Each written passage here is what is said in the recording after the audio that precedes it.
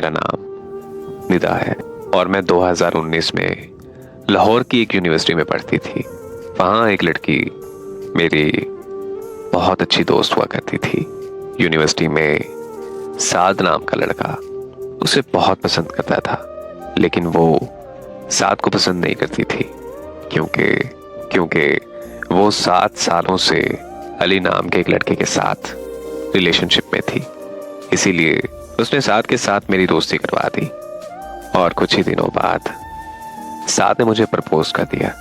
साद इतना अच्छा लड़का था कि मैंने भी उसे हाँ कर दी। इस तरह हम दोनों की मोहब्बत का आगाज हुआ। फिर मेरी दोस्त को उसके बॉयफ्रेंड अली ने धोखा दे दिया, तो उसने साद को मैसेज करना शुरू कर दिए। उसने कुछ ही दिनों में मेरे और साद के दरमियान गलतफहमियां पैदा कर दी और मुझे लगने लगा कि साद मेरे साथ टाइम पास कर रहा है। मैं काफ़ी डिप्रेशन में रहने लगी और मुझसे एक गलती हो गई। मैं अपने एक्स बॉयफ्रेंड जहांजेब से रब्ता करने लगी और उससे मुलाकात करने के लिए भी चली गई। जहांजेब और मेरी दोस्ती 2018 में इंस्टाग्राम पर हुई थी, लेकिन वो मुझसे हर टाइम पैसे मांगता रहता था या फिर मुझसे जिस्मानी ताल्लुक की डिमांड करता रहता था। मैंने उसकी डिमांड से तंग आकर 2018 में ही उसे छोड़ दिया था। लेकिन जहांजेब से दोबारा मुलाकात करना मेरी जिंदगी की सबसे बड़ी गलती थी। जब मैं और जहांजेब साथ थे तो वो साथ भी आ गया और साथ को वहां तक लाने वाली मेरी ही यूनिवर्सिटी की दोस्त थी, क्योंकि मैंने उसे बताया था कि मैं जहांजेब से मिलने जा रही हूँ। साथ ने जैसे ही मुझे दूसरे लड़के के साथ देखा तो उसकी आंखें नम हो गई और वो वहां से चुपचाप चला गया। साथ की नम आंखों से साफ साफ पता चल रहा था कि वो मुझसे बहुत मोहब्बत करता था। उस दिन मुझे समझ में आया कि साथ और मुझ में गलतफहमियां मेरी यूनिवर्सिटी वाली दोस्त ने जानबूझकर पैदा की, क्योंकि वो चाहती थी कि साथ मुझे छोड़कर उसका हो जाए। फिर मैंने बहुत मुश्किल से साथ को मना लिया और अपनी यूनिवर्सिटी वाली दोस्त से हमेशा के लिए ताल्लुक ख़त्म कर दिया। लेकिन वो अपनी हरकतों से बाज नहीं आई और उसने यूनिवर्सिटी में मुझे बदनाम करने की साजिशें शुरू कर दी और ये बात हर तरफ फैला दी कि साथ और मेरे दरमियान जिस्मानी ताल्लुकात हैं।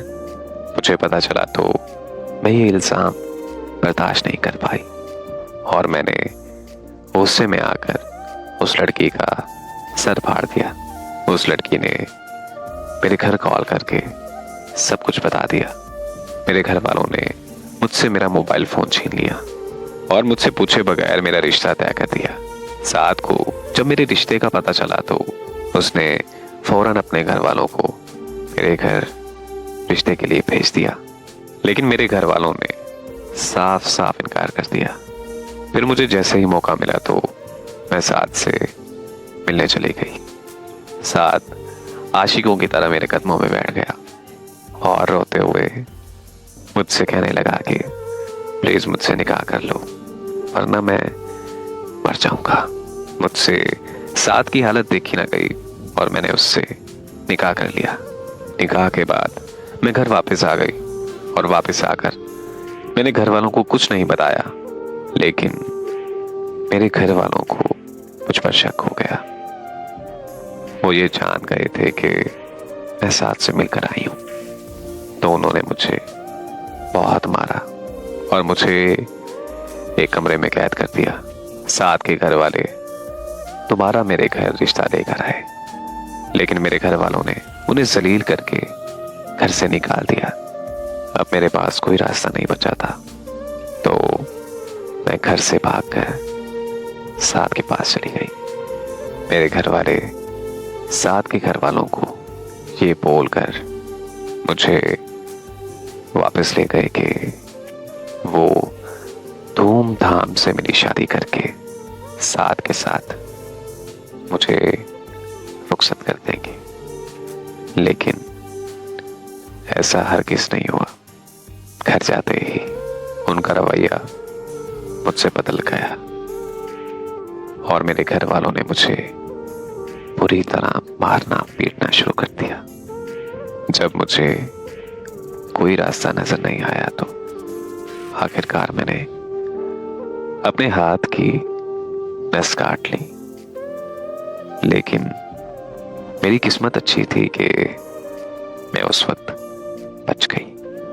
आखिरकार मेरे घर वाले मेरी रुखसती साथ के साथ करने के लिए मान गए, लेकिन उन्होंने मुझसे स्टाम्प पेपर पर दस्तखत लिए जिसमें लिखा था कि आज के बाद मेरा मेरे घर वालों से कोई रिश्ता नहीं होगा और मैं अपनी खुशी से अपने घर वालों की विरासत छोड़ रही हूं। रुखसती के वक्त मेरे सर पर किसी ने हाथ नहीं रखा, यहां तक कि मेरे तन पर जो सूट था वो भी साथ लेकर आया था, क्योंकि मेरे घर वालों ने मेरे पहने हुए कपड़े देने से भी इनकार कर दिया। मेरे घर वालों ने मेरे साथ हर किस्म का ताल्लुक खत्म करके मुझे साथ के साथ रुखसत कर दिया। अल्हम्दुलिल्लाह आज मैं अपनी शादीशुदा जिंदगी में बहुत खुश हूं। मेरा शौहर मुझसे बहुत मोहब्बत करता है। मैं बहुत खुशकिस्मत लड़की हूं जो मुझे मेरी मोहब्बत मिली, लेकिन मुझे अपनी अम्मी और मेरी बहनों की बहुत याद आती है। अक्सर पूरी पूरी रात उनको याद करने में गुजर जाती है। मैंने कुछ दिन पहले ही अपने अब्बू को कॉल करके माफ़ी मांगी तो उन्होंने मुझे कहा कि तुम माफ़ी के नहीं बल्कि मार डालने के लायक हो।